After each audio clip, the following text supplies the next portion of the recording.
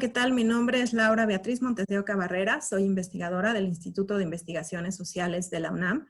Como lo mencionamos en la presentación del proyecto Etnografía en tiempos de COVID-19, el cual también está disponible en el canal de YouTube del Instituto, en esta serie de entrevistas nos interesa conocer la forma en que otros investigadores e investigadoras sociales de América Latina y México están transformando sus procederes metodológicos debido al confinamiento y al distanciamiento social que actualmente vivimos a causa de la pandemia de COVID-19.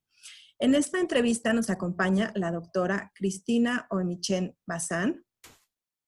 La doctora Oemichen es doctora en antropología por la UNAM, investigadora titular C del Instituto de Investigaciones Antropológicas, también de nuestra casa de estudios, es profesora del posgrado en antropología y de la licenciatura en antropología de la misma institución y es miembro del Sistema Nacional de Investigadores Nivel 2 y de la Academia Mexicana de Ciencias. Sus temas de investigación giran en torno a la antropología del turismo. También ha estudiado temas relacionados con migración, relaciones de género y relaciones interétnicas, cultura y procesos de identidad social, derechos laborales de los indígenas migrantes, así como movilidades, desigualdades y relaciones interétnicas.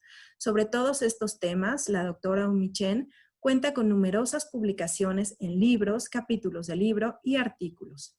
También ella es editora de la revista Antropología Americana. Pues muchísimas gracias, Cristina, por estar con nosotros en este espacio, en esta serie de entrevistas. Y quisiera que empezáramos esta charla platicando contigo en torno a las modificaciones que has estado haciendo sobre tu proceder metodológico, sobre tu proceder etnográfico, porque bueno, sabemos que en otras investigaciones, pues obviamente como antropóloga has tenido que hacer trabajo de campo, ya en la Ciudad de México o recientemente con este nuevo tema de investigación que nos vas a platicar seguramente sobre antropología del turismo, pues en centros turísticos.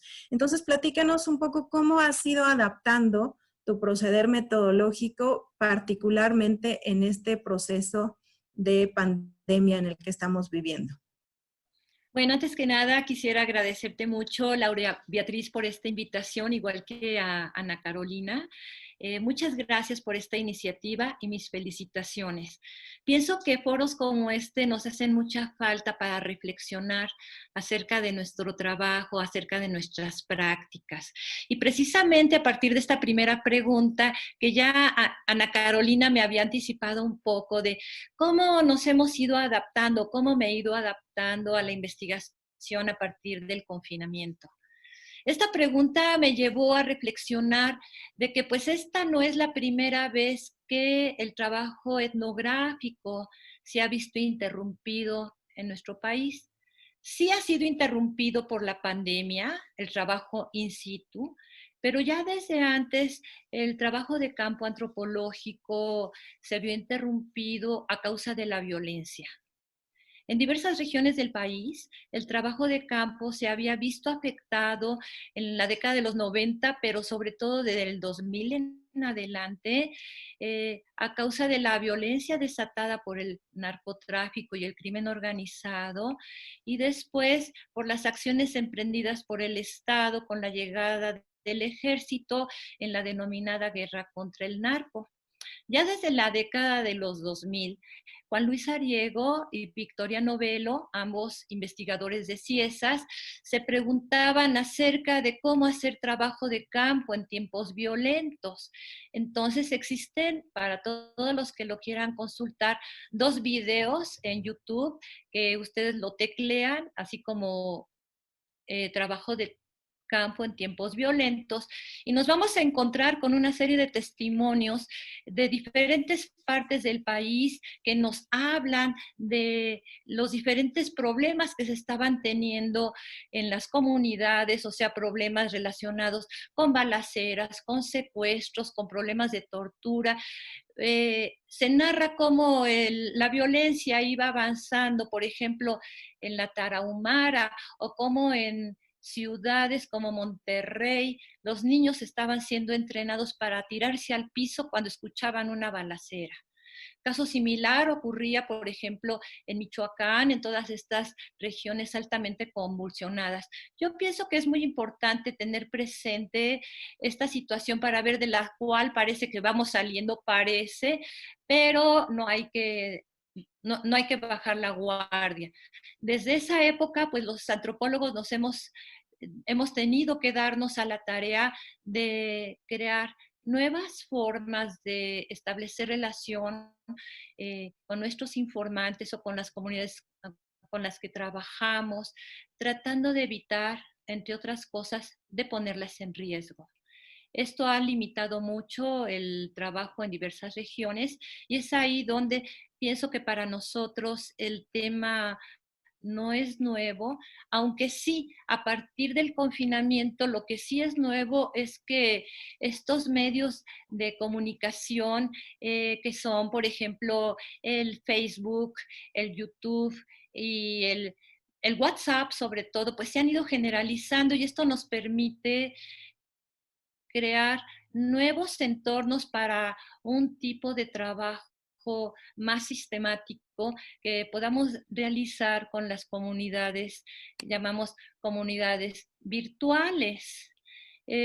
Al indagar, y gracias por la pregunta, yo pienso que hay diferentes maneras de realizar lo que algunos llaman etnografía digital, tratando de focalizar dos cosas. O sea, por un lado pienso que existen estas comunidades virtuales, o sea, que ya existen en cuanto como tales. Por ejemplo, aquellas comunidades que están ligadas a los movimientos sociales, que ahora son movimientos sociales globales, tales como el Me Too, o sea, el movimiento global de las mujeres, y ahora lo que estamos presenciando también a nivel global es el Black Lives Matter, esta lucha en contra del racismo, sobre todo en los países desarrollados, pero también en los países periféricos.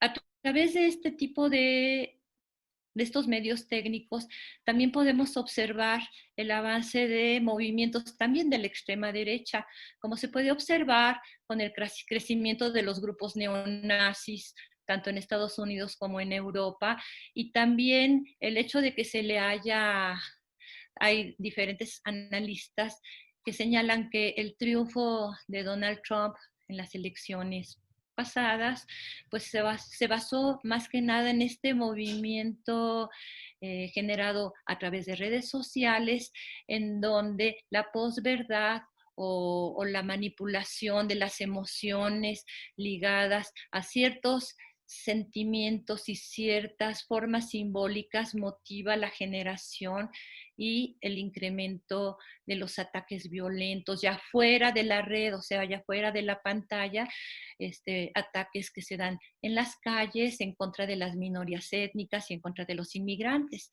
Entonces yo pienso que trabajar en este tipo de comunidades virtuales es un gran reto a partir del cual tenemos que diseñar nuestras herramientas, adaptar nuestras herramientas para analizar este tipo de fenómenos cuando ya está constituida una comunidad, ¿no? Otra forma de aproximarse y de utilizar la tecnología digital es cuando no existe una comunidad, en el sentido, una comunidad que comparte símbolos. O sea, yo pensaría que las comunidades virtuales van generando procesos de identidad social a partir de que se comparten y circulan ciertas formas simbólicas. Entonces, este tipo de movimientos, tanto de la lucha antirracista y antimachista, antimisógina, por un lado, pero por otro lado, los movimientos de la extrema derecha nos hablan de eso, ¿no? La importancia que han adquirido las redes, las llamadas redes sociales, yo diría las redes digitales, no estaba presente, por ejemplo, hace 10 años, no estaba tan presente, o sea, ya estaban presentes, aunque no tanto, como ahora. O sea, ahora hemos llegado a un nivel en donde la existencia de estas comunidades a nivel virtual influye, por ejemplo, en la toma de decisiones políticas.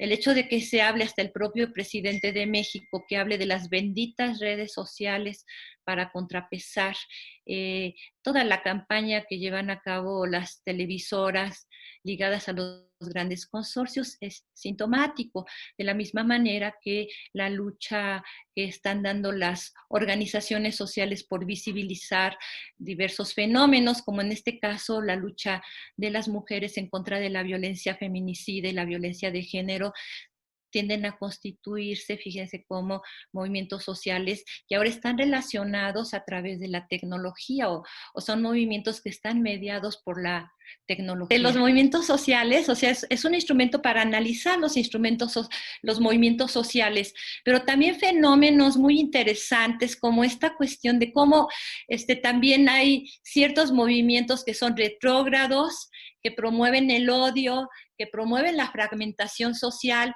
Por ejemplo, en el caso de las personas que creían que no existía el coronavirus, que cuando pasaban los aviones o los helicópteros del ejército decían que estaban esparciendo el virus porque los querían eliminar o porque les iban a quitar líquido de las rodillas, o sea, unas cosas terribles que también funcionan en esas redes.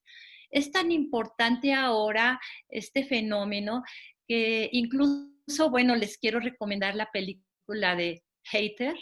Es una película polaca que está en Netflix, en donde se habla como bueno, no se las voy a espolear, pero como un chavo que sabe manejar, que es youtuber, puede destruir la vida de una persona, ¿no? O afectar todo un movimiento político.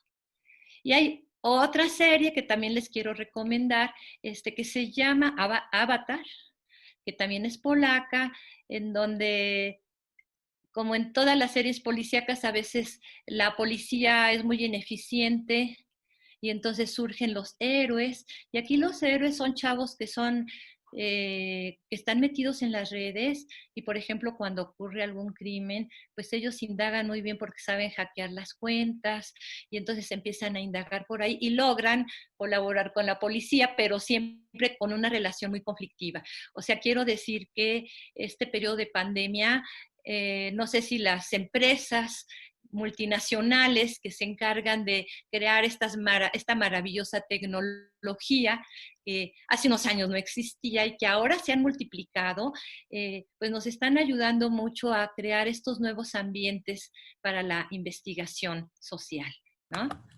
Claro.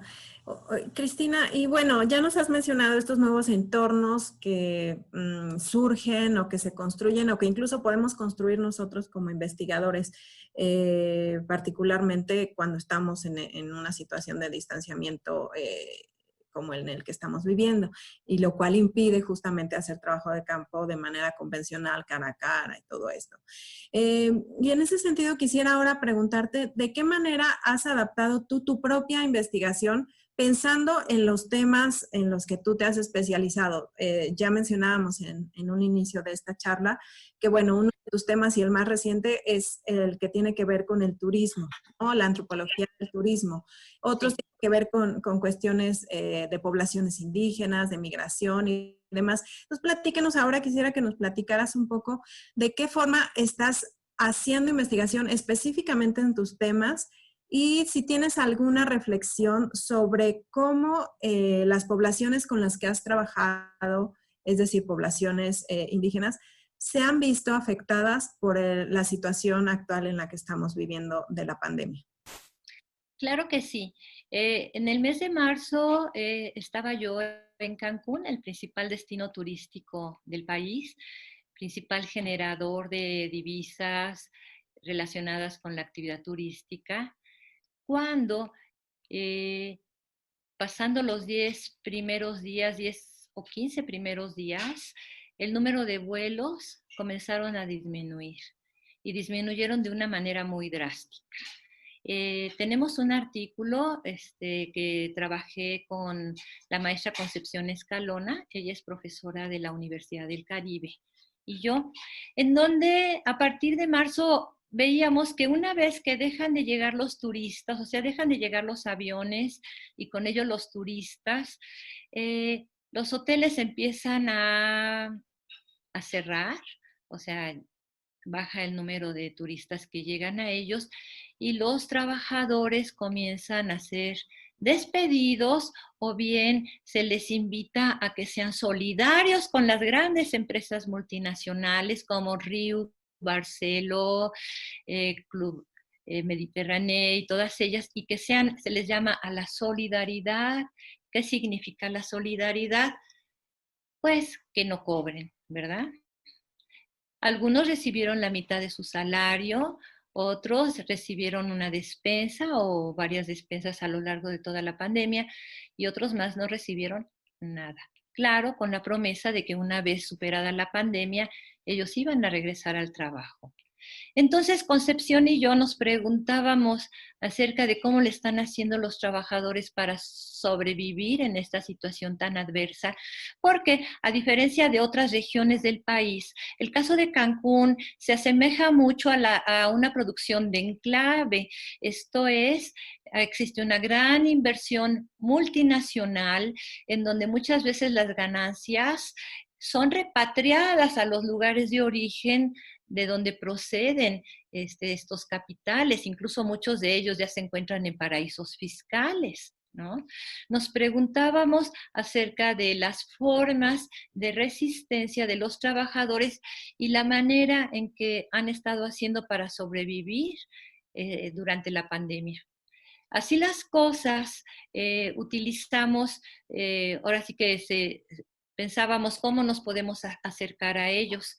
Afortunadamente, pues en Cancún existe un entramado, un tejido social denso, donde a veces resulta mucho más fácil hacer, por ejemplo, la entrevista a través de estos medios, como el WhatsApp, ¿no? Utilizamos mucho el WhatsApp, que hacerlo en el lugar de trabajo. En el lugar de trabajo, los empleados se encuentran trabajando al 100,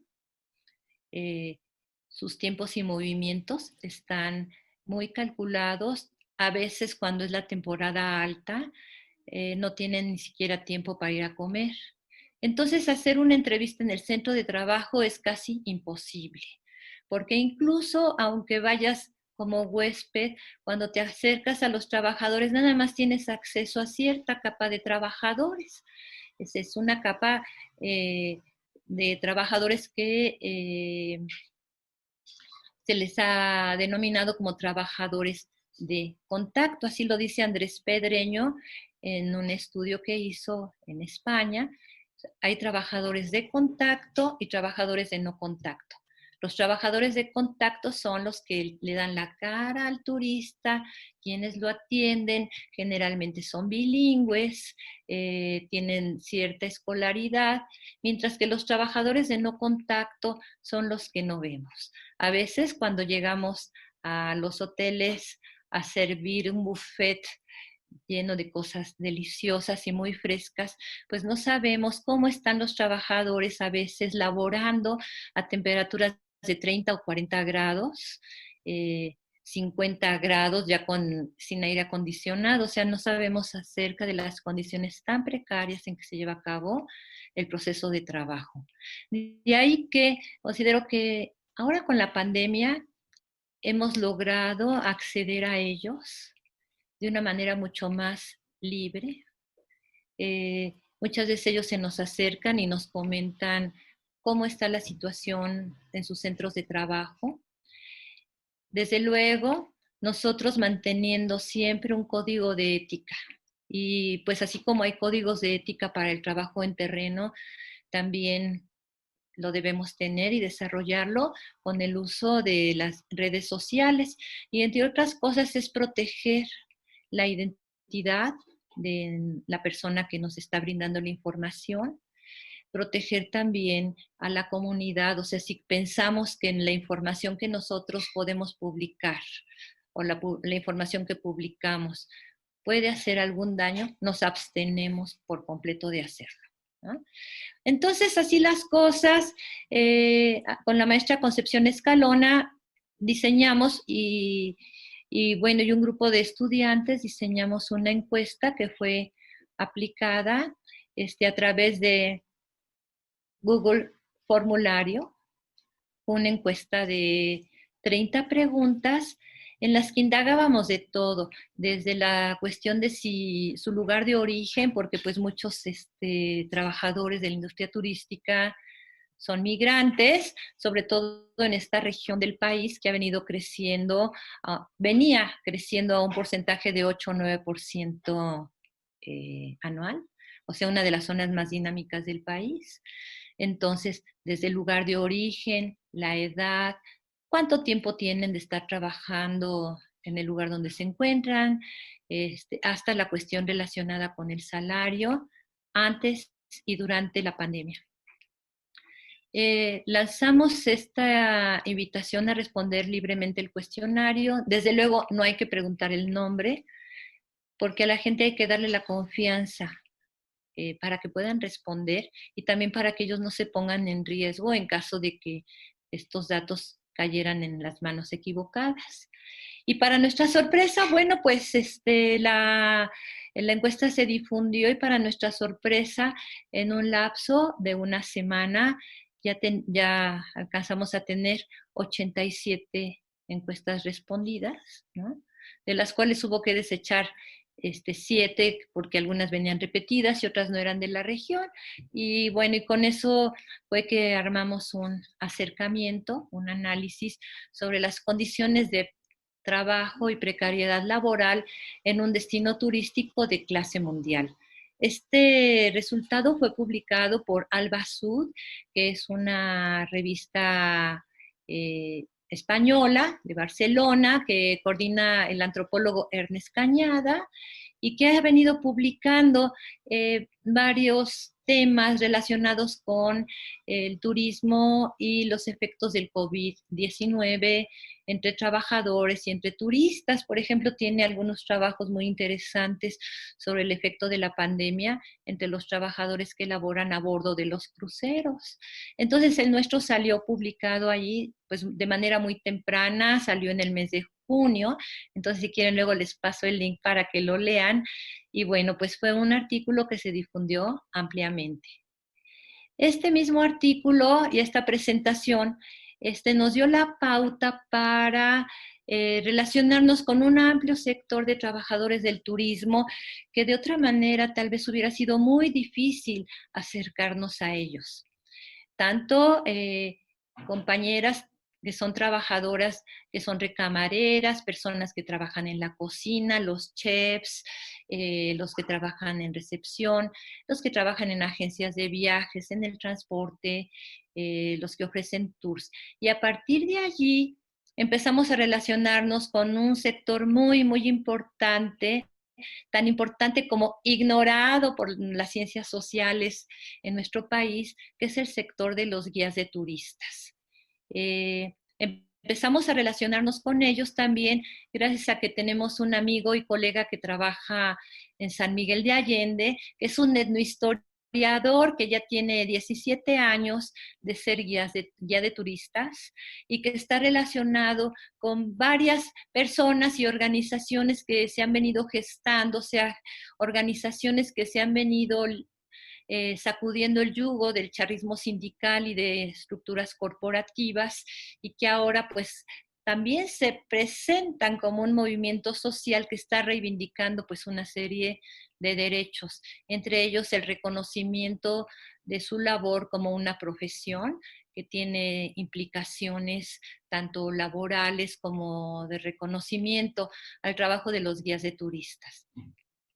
A partir de allí, y bueno, quiero decir que en estos dos casos, tanto entre los trabajadores del turismo en Cancún como en el caso de los guías, siempre tuvimos una especie de ancla no virtual, sino una ancla o una forma, o sea, existían las redes reales, o sea, no virtuales. A ver, bueno, dicen que no hay que decir que son redes virtuales porque es como si no existieran, o sea, son redes mediadas por la tecnología.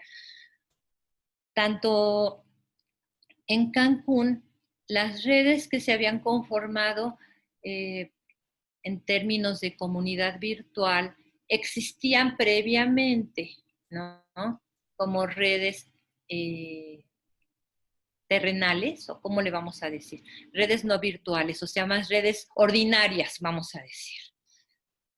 Y en el caso de las organizaciones de los guías de turistas, pues también ya existía una estructura orgánica, o sea, un movimiento social en donde las personas se conocen, se relacionan, comparten elementos simbólicos y una orientación común hacia la acción. Bueno, a partir de allí empezamos a hacer una investigación, primero de gabinete, acudimos a la Secretaría de Turismo, bueno, pues todo esto a través de Internet, para conocer el último censo, que nos arrojaba un número de poco más de 8,133 guías de turistas, distribuidos a lo largo y ancho del país, aunque con una marcada concentración en donde existen los destinos turísticos más importantes.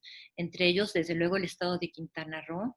Ciudad de México, aunque no lo crean, es un destino turístico muy importante, o sea, en segundo lugar después de Quintana Roo. Le sigue Yucatán, y bueno, luego vienen Chiapas, Puebla y otros estados. Junto con este trabajo de gabinete, decidimos aplicar nuevamente el Google Formulario, pero ya más orientado al trabajo de los guías de turistas. Para ello, para poder hacer este cuestionario, pues lo que hicimos fue hacer previamente algunas entrevistas a profundidad para saber qué preguntar. Y bueno, y a partir de ello hicimos el cuestionario, y entonces hubo organizaciones que nos ayudaron a difundirlo, ¿no? Y a partir de ahí entramos en relación con muchos guías de turistas porque, otra vez, para sorpresa nuestra, y pues aprovecho para agradecerles a Alberto Abeleira y a las diferentes organizaciones que nos apoyaron, nuestro cuestionario, que fue difundido a través de WhatsApp, porque es más fácil contestar en el teléfono, pero también por correo electrónico, y también se difundió por el Face. Gracias a ello, y para nuestra sorpresa, logramos tener más de 710 respuestas. Imagínense. O sea, viene siendo como un 9% del total de guías de turistas registrados en el país. Y entonces esto nos arrojó información muy valiosa que nos permitió, por un lado, dar una visión general, o sea, unas primeras pinceladas acerca de lo que significa el trabajo del guía de turistas, porque el guía de turistas puede ser entendido como este intermediario intercultural que une a esta sociedad global con la localidad que es visitada. El guía de turistas es un intérprete cultural, que permite asociar lo global y lo local, ¿no? Entonces, pues empezamos a trabajar con ellos, tuvimos las respuestas a ese cuestionario y seguimos trabajando con ellos ahora en entrevistas más a fondo, utilizando pues el Zoom, el Google Meet y el WhatsApp. Resultado de este primer encuentro con los más de 700 guías, pudimos hacer una segunda publicación, ¿no? Que está ahora en preprint, ya aprobada y formateada en la revista de Anales de Antropología, que pues también les puedo pasar el link pues para que se difunda y lo lean a ver qué les parece. Bueno, a mí me parece interesante todo lo que hemos logrado. En estos dos casos, por ejemplo, el guía de turistas, ¿cómo le haces para trabajar con un guía en tiempos de no pandemia? Ellos trabajan, igual que muchos de los trabajadores del turismo, pues trabajan 10 o 12 horas diarias. El fin de semana pues lo utilizan para hacer sus compras, lavar la ropa, descansar, para que al día siguiente volver a trabajar. O sea, es muy difícil acceder a ellos de esta manera tan masiva como lo logramos hacer gracias, ahora sí, a la pandemia, a que ellos, en vez de estar, porque además ellos están en zonas arqueológicas, están en áreas naturales protegidas, están en sitios de interés histórico, promoviendo, valorando el patrimonio cultural, pues es muy difícil trabajar con ellos porque además ellos están muy enfocados, toda su energía, su tiempo, están enfocados precisamente a guiar a los turistas. Entonces, pues nosotros no podemos llegar así nada más el fin de semana a decir, pues yo soy antropóloga y por favor necesito que me ayudes con una entrevista. Pues nos mandan a volar, o sea, ¿por qué? Porque ellos tienen el tiempo muy limitado y pues también tienen el derecho al descanso. Entonces sí es un trabajo difícil laborar con ellos, pero en esta época de pandemia, precisamente a causa del confinamiento, pues hubo tiempo suficiente para poder hacer entrevistas. Y bueno, ¿qué ha pasado ahora, no? Con las entrevistas a profundidad, pues hemos podido, gracias al Google Formulario, donde venía eh, un renglón en el cual nos dijeran las formas de contactarlos, su correo electrónico. Bueno, pues nos comunicamos con ellos por correo, ellos nos dan su número telefónico y a partir de ahí tenemos entrevistas por WhatsApp. Y bueno, si nosotros los antropólogos hablamos mucho, pues los guías de turistas no se quedan atrás. Cada entrevista que hemos tenido dura 2 o 3 horas, imagínense, con la gran riqueza de información, porque pues la mayoría de ellos tiene más de 10 años de estar trabajando como guías. Conocen a fondo la problemática en cada región, en cada estado, y bueno, pues eso nos ha ayudado muchísimo en esta pandemia. Pues eso es básicamente lo que la experiencia reciente que hemos tenido en estos Ajá. últimos meses. Claro, pues qué interesante esta forma que nos platicas, cómo la pandemia obviamente ha representado retos y problemas y situaciones negativas, pero también cómo ha favorecido estas transformaciones, estos cambios que, como tú misma lo dices, no hubieran sido posibles en tiempos, digamos, de normalidad y fuera de pandemia, ¿no? Así Entonces, es. es muy interesante esto que nos mencionas y también algo relevante son estas dos publicaciones que ya has hecho en este periodo, que bueno, es corto o es largo, ¿no? No lo sabemos. Pero al respecto quisiera preguntarte algo, Cristina, porque justamente con esto que nos estás platicando pareciera que nos estamos reinventando, digamos, como antropólogos en general, pero como etnógrafos en particular, ¿no? Que estamos reinventando nuestro proceder metodológico. Y en ese sentido, quisiera saber tu opinión sobre algunas resistencias que tú has encontrado con colegas o en general, ¿no?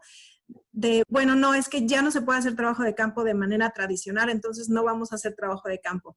Yo veo que tú sí has seguido haciendo trabajo de campo y al contrario has aprovechado estas oportunidades y además pues has sido muy productiva porque has sacado 2 artículos que seguramente están súper interesantes. Entonces, y han sido aceptados además para publicar. Eso nos dice que sí hay aceptación, al menos entre los pares que han eh, dictaminado, en este caso tus artículos, pues sí hay una aceptación de esta reinvención metodológica. Pero ¿cuál sería tu apreciación, digamos, con colegas o en general en términos de la academia mexicana, digamos? Si ves que vamos hacia ahí, que vamos avanzando hacia ese camino de una reinvención metodológica respecto a la etnografía. Bien, gracias por la pregunta. Bueno, quisiera añadir algo que se me había olvidado. Tenemos un seminario permanente que se llama Turismo, Patrimonio Cultural y Pueblos Indígenas. Y bueno, gracias a la tecnología, porque lo utilizamos el YouTube y Jitsi, los dos, hemos tenido hasta 180 asistentes. O sea, increíble. O sea, cuando nos reuníamos físicamente, pues llegábamos a 20, cuando mucho 25, y ahora tener, o sea, cada sesión, hemos tenido sesiones así muy, muy elevadas, otras más leves. La última fue de 89 personas, pero nos hemos mantenido. O sea, hay un público que además tenemos la ventaja, ya la pasamos en la mañana, porque en Europa tenemos colegas de España, sería la madrugada, entonces lo que hacemos es conectarnos a las 10 de la mañana, siendo allá las 5 de la tarde. Entonces todo se ha venido potencializando gracias al uso de esta tecnología. Ahora, sobre las reticencias, mira, yo soy de las personas reticentes, en el sentido de que las redes sociales, primero, el estudio, la investigación académica, científica, lo puedes hacer, pero no con cualquier tipo de comunidad. O sea, hay muchas personas que no tienen acceso a los medios tecnológicos. eh, Muchas veces no te van a contestar, es difícil acceder. Entonces, funciona, pienso, muy bien para determinado tipo de sector, ¿no? Entonces, es una herramienta formidable. Pero por otro lado, y estaba escuchando al compañero que me antecedió, que viene de Argentina, desde la época de Malinowski, veíamos que una cosa es la cultura dicha, lo que la gente te dice, y otra cosa es lo que la gente hace. Entonces, el método privilegiado de la etnografía es la observación participante. Y esa no la puedes sustituir con una entrevista y por más redes sociales que tengas.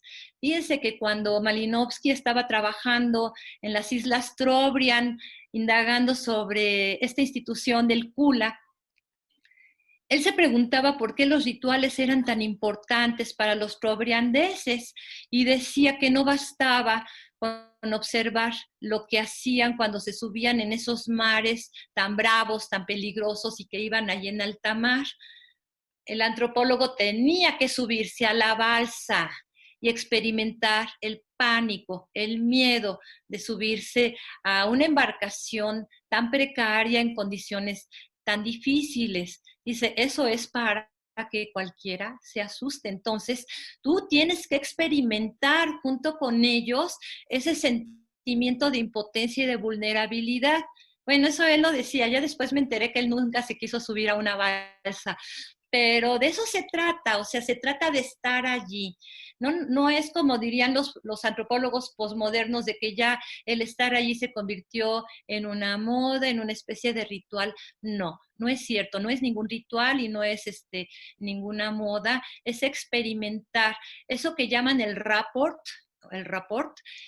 es experimentar esta relación de amistad, de cercanía, de empatía con la comunidad con la que trabajas. Si tú no logras un buen rapport, difícilmente vas a lograr hacer una buena investigación.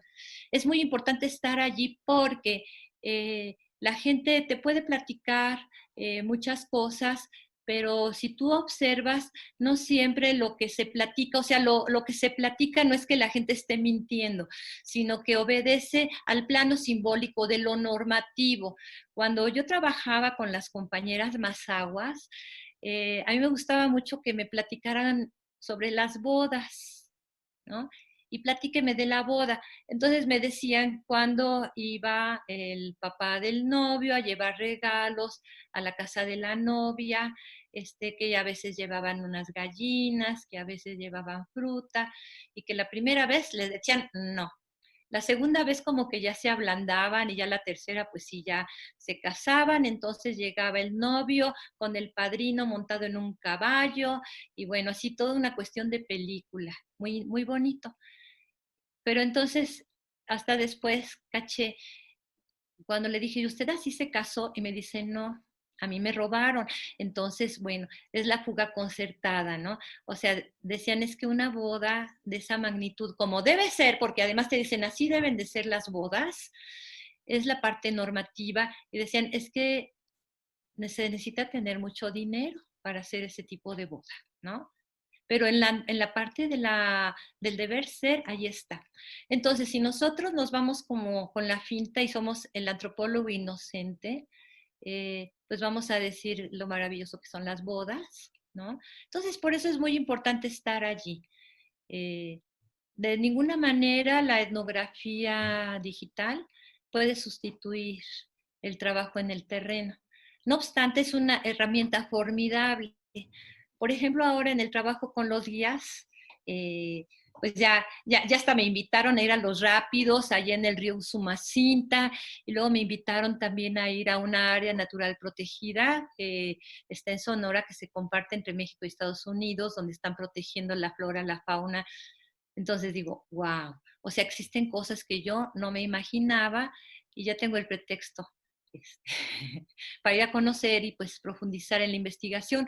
Déjenme decirles que pues pudimos entrevistar a guías de turistas que ya son familias enteras de segunda generación de guías, porque la figura del guía de turistas se instituye durante el gobierno de Cárdenas en 1937 y estaba bajo el mando de la Secretaría de Gobernación. Hay una serie de razones históricas de por qué se relaciona el turismo y a los guías de turistas con temas de seguridad nacional de aquella época. Sí, era tratar de promover una imagen positiva de México después de que todas las transnacionales se echaron en contra del gobierno de Cárdenas por la expropiación petrolera, pero también, como dice uno de mis autores favoritos, ahorita no me acuerdo. La expansión turística norteamericana también tiene que ver con la expansión del poderío militar industrial de Estados Unidos, ¿no? O sea, va el turismo de avanzada. Entonces, por toda esa serie de razones es que aparece el primer departamento de turismo en el 37 dentro de la Secretaría de Gobernación, y ahí se instituye la figura del guía de turistas y cuáles eran las cualidades que debería tener el guía de turistas. Y entre ellas, la primera es ser mexicano por nacimiento. Ahora ya pueden ser también extranjeros, pero en aquella época tenían que ser mexicanos por nacimiento y saber historia patria, cultura mexicana, culturas regionales mexicanas, o sea, todo lo que se valoraba en esa época. Y de alguna manera eso se ha quedado, ¿no? O sea, hay guías de turistas que tienen una licencia para ser guías generales, y luego también hay guías específicos para sitios específicos. Aparte están, o sea, por ejemplo, tú puedes ser especialista en Monte Albán, y ese es un tipo de licencia. Hay otra licencia que esa es la más cara, bueno, hay un rollo que cuestionan mucho los guías. El guía general, pues se supone que conoce la cultura general de México, ¿no? La cultura general. Y hay unos que son guías generales y además se especializan en 2 o 3 sitios, si no es que más, sitios específicos. Y luego, por último, están ya los guías súper especializados, que son los buzos, los espeleólogos, la gente que se dedica a hacer turismo de naturaleza, que escalan el Everest, ¿no? Y que también acá te llevan a que tengas experiencias de turismo extremo, en fin, ese es otro tipo de licencia. Pero entonces, habiendo ya, decíamos, 80 años de tradición y de experiencia de los guías, pues a mí me sorprendía mucho que no hubiera un solo trabajo antropológico que hablara de ellos, ni de este trabajo de intermediación cultural, porque además muchas veces el guía lee lo que hacen los arqueólogos o lee lo que han publicado los historiadores y están al día. O sea, ellos no se pueden arriesgar a estar guiando a un grupo, porque muchas de los turistas que pagan la labor del guía, pues ya son turistas que vienen leídos, que tienen una cultura general amplia y que pueden cuestionar lo que dice el guía. Entonces es gente que tiene que estar muy preparada y pues por lo general guían en español y en inglés, o sea, hay muchos que guían en inglés, otros manejan 3 o 4 lenguas. Y nos hemos encontrado, por ejemplo, con familias que, por ejemplo, si son 5 hermanos, cada hermano se especializa en una lengua distinta, de tal manera que el negocio familiar funciona porque pues hay uno que habla inglés, otro habla portugués, otro habla alemán, y bueno, siempre va a haber trabajo para atender este tipo de demandas. Y bueno, y otros que sí se ha trabajado, ese tema sí se ha trabajado, pero no tanto por el tema del turismo, sino por el trabajo infantil, es que hay lugares donde hay niños que son guías. Ahí viene en el artículo, hay 3 trabajos, hay una tesis y 2 artículos, pero se enfocan más a los niños y cómo los niños reconstruyen en sus narrativas su perspectiva de lo que es el patrimonio cultural. Entonces son trabajos súper interesantes, muy ricos. Claro que en las comunidades señalan que lo que hacen los niños no es un trabajo, sino que están dando un servicio, aunque reciban una retribución, porque así se evita que se les acuse de explotación infantil y otras cosas. Entonces, estos trabajos exploran la manera en que los niños se apropian, ¿no?, del patrimonio cultural de los lugares cercanos o por donde viven. Entonces, es un tema muy interesante. Sí, Entonces, claro. combinar el trabajo en terreno con el trabajo a través de los medios técnicos me parece que es una forma híbrida y yo creo que tendríamos que apuntar hacia ese objetivo, ¿no? Claro, claro, que sean un complemento, ¿no? Que no sean un sustituto, sino justamente un complemento. Pues qué interesante todo lo que nos has estado platicando, Cristina. Y ya para redondear y finalizar nuestra charla del día de hoy, quisiera preguntarte algunas recomendaciones que puedas hacer, particularmente a alumnos. Yo en tu experiencia como docente seguramente tienes ya muchas recomendaciones que les puedes hacer a los alumnos que están interesados justamente en trabajar desde la antropología en general y desde la etnografía en particular, y que bueno, ahora se ven imposibilitados de justamente de estar ahí, de generar estos lazos de confianza y demás que se requieren para poder hacer el trabajo de campo. ¿Qué recomendaciones les harías en estos momentos? Pues muchas gracias por la pregunta, porque como voy a dar la clase de métodos y técnicas socioantropológicos 2, yo he estado pensando qué tipo de ejercicios son los que pueden hacer mis futuros alumnos. Entonces, dependiendo del nivel de avance que tengan, yo creo que pueden hacer muchas cosas. Aprovechando esta situación de pandemia, yo creo que no es tiempo perdido. Al contrario, tenemos primero que armar nuestra biblioteca, o sea, vamos a definir un tema y a partir del tema hacemos nuestra biblioteca e indagamos qué es lo qué se ha dicho sobre ese tema. Por ejemplo, a partir de que ustedes me invitaron, dije, pues voy a ver qué se ha publicado o qué se ha dicho sobre la etnografía digital o las comunidades virtuales. Y bueno, acercándonos, por ejemplo, a la antropología, me encontré, en este caso ya de comunidades que están muy hechas, un artículo muy interesante que se llama Hegemonía y Contrahegemonía del fenómeno youtuber, de Israel Márquez y Elisenda Ardébol, que fue publicado. Hay todo un número de la revista de Zacatos, el número 56, que es del año 2018. Entonces yo los invitaría a que la leyeran, porque eso les va a dar algunas pautas para que se inspiren.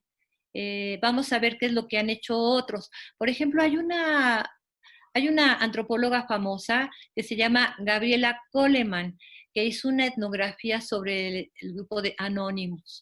Incluso su trabajo se llama Anonymous, las 1000 caras de Anonymous. Hackers, activistas, espías y bromistas. Que ya su trabajo se está convirtiendo en un clásico porque da cuenta precisamente de esta comunidad que ya está muy conformada. Ahora, los youtubers, que además ya aprendí que cuando un youtuber tiene la influencia, porque luego tienen millones de seguidores, cuando el youtuber traspasa las fronteras de YouTube y empieza a estar en otros medios y en otros espacios, ya le llaman influencer. Bueno, entonces ahí hay una cuestión interesante de gente que se ha metido a trabajar el tema de la hegemonía. A los alumnos que están, por ejemplo, en la licenciatura, yo les recomendaría abordar un tema que a ustedes les apasione. Miren, yo no sabía, por ejemplo, que en el YouTube muchos jóvenes pues se inscriben en grupos de los videojuegos y se echan ahí sus luchitas y bueno, ha habido ya comunidades que ya tienen muchos años de estar funcionando, bueno, desde que apareció el YouTube en 2005, en donde ya hay comunidades integradas que analizan el tema del juego. Pero hay que ver otras herramientas. Por ejemplo, yo creo que cualquier tema se puede explorar. Ahora que estamos en septiembre, yo estaba imaginándome algunos ejercicios que podrían hacer mis alumnos. Por ejemplo, ahora que se viene el 19 de septiembre. ¿Por qué no entrevistar? Porque uno de los temas que vamos a ver es el de la entrevista. ¿Por qué no entrevistar a sus papás o a sus abuelos y que nos platiquen cómo fue que vivieron el sismo del 85, ¿no? Entonces, ¿qué tenemos que hacer para tener una buena entrevista? Pues para tener una buena entrevista, primero tenemos que aprender del tema. Y como me decía un periodista, Emilio Fue, yo estuve tomando hace muchos años un curso de periodismo con él.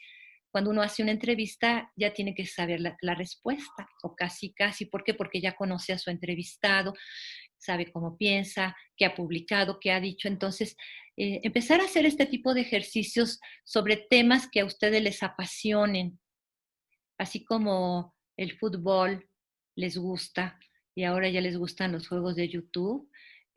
Podríamos pensar en aquellas actividades que les llamen mucho la atención.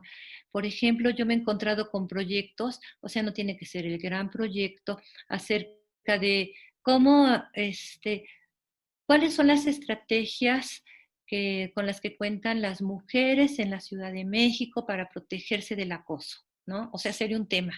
Y ahí lo vamos a ir delimitando, ¿no? Pues la ciudad es muy grande, vamos a delimitarlo.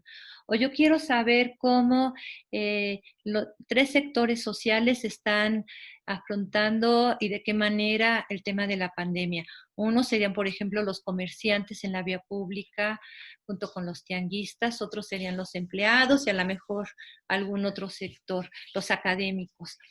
Y de ahí pues ir delimitando, o sea, tienen que ser temas que nos ayuden y va a ser muy importante la relación que se tenga con el núcleo de la madeja. O sea, yo veo la red como si fuera una telaraña, o así, o como una red, ¿no? Precisamente así como son las redes de voleibol. Entonces necesitas jalar el hilo y que te vaya llevando, así como una cosa que decían, es que la técnica de bola de nieve, no sé si ustedes les dijeron, la técnica bola de nieve. Claro, en nuestros países no hay nieve, o sea, a mí me dicen la técnica bola de nieve y me imagino pues, un helado de limón. Bueno, cómo a partir de jalar el hilo de una red te puedes conectar con todos los demás y pidiéndole a las personas con las que te relacionas, ya sea por el WhatsApp, ya sea por internet, por correo electrónico, pues que te conecte con otras personas. Pero lo más importante de todo es tener clara una idea de proyecto. Entonces, pues esa sería mi recomendación. Claro, pues muchísimas gracias, Cristina. De verdad, yo creo que las recomendaciones, tus reflexiones, la experiencia que tú misma nos has compartido sobre tu investigación y sobre estas adaptaciones que has hecho, seguramente le van a servir a todos los que se acercan y esperemos que así sea a nuestra serie de entrevistas. No sé si tengas algún comentario final para cerrar la charla. Bueno, pues que este trabajo no lo hice yo sola, o sea, somos un equipo. Está, como había señalado, la maestra Concepción Escalona, profesora de la Unicaribe, y está el maestro Alberto Abeleira Talamantes, él es etnohistoriador y guía de turistas. También contamos con el apoyo de los estudiantes, de 2 estudiantes de la Universidad del Caribe, Jared Rodríguez y Ángel Martínez, a quienes también ellos nos estuvieron ayudando en toda la parte técnica porque aplicar el Google formulario pues sí requiere tiempo, requiere conocer el programa, entonces ellos nos apoyaron en toda esta tarea, porque después ya hay que pasarlo a las hojas de Excel y bueno, en sí manejar el programa pues sí requiere dedicación y si no hubiéramos contado con el apoyo de ellos, pues difícilmente hubiéramos podido llegar a resultados, ¿no? Perfecto, pues muchas felicidades a todos, a todo tu equipo de trabajo por esta investigación que han estado haciendo. Muchísimas gracias, Cristina. Al contrario, agradezco mucho la iniciativa y gracias a ustedes. Y bueno, pues seguimos ahí en comunicación. Seguro que sí.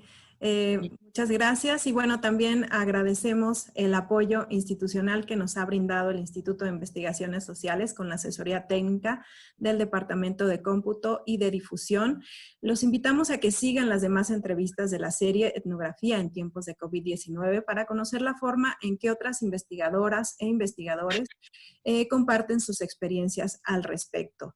Junto con la maestra Ana Carolina Gómez Rojas, les doy la despedida de esta entrevista y los esperamos en la siguiente. Hasta la próxima. Hasta la próxima.